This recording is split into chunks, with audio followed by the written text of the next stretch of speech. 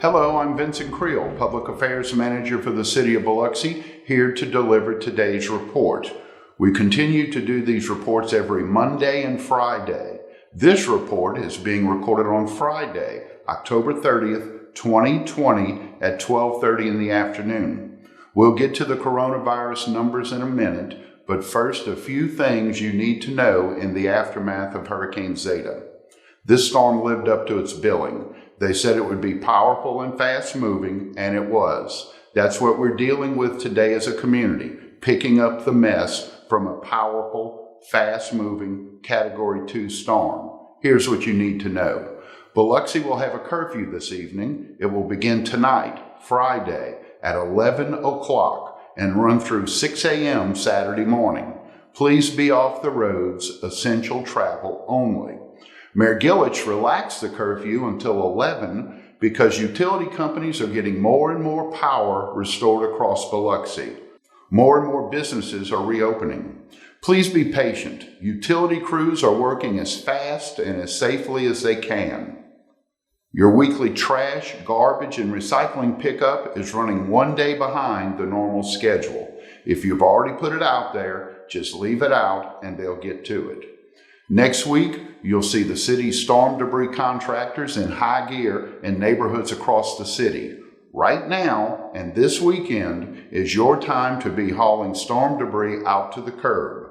City contractors cannot come onto private property.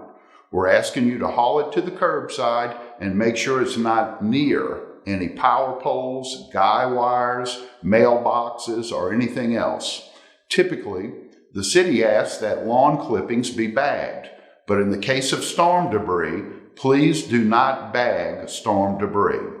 The storm debris contractor needs it to be visible and unbagged. If you've already bagged it, leave it there and it will be picked up by Pelican, our normal trash contractor. But as you move forward with more to the curb this weekend, please no bags. We're asking you to continue to treat intersections with inoperative or destroyed traffic signals as four-way stops. Please drive defensively. Please be courteous and please be patient. You see a lot of utility workers and city crews out on the roadside, so watch out for them. You can keep up with storm updates from the city on the city's primary Facebook page. We also send out traffic alerts and other advisories through our texting service. On your cell phone, text Biloxi to 888-777. As for today's coronavirus numbers, today the Mississippi State Department of Health reports that in the past 24 hours, 749 new cases of the coronavirus were reported. This week, statewide, we've seen over 3,500 new cases of the coronavirus.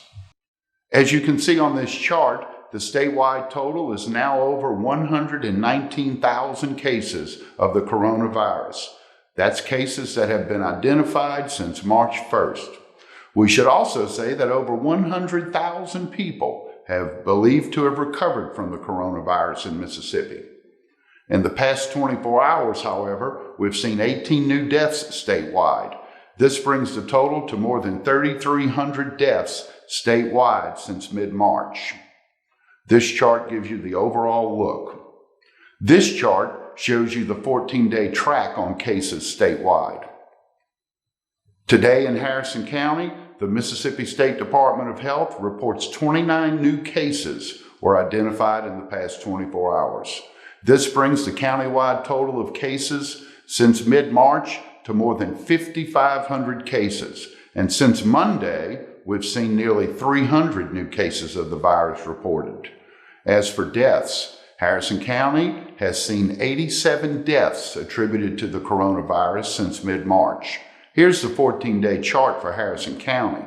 This shows you with the red line the daily average of cases, which continue to increase.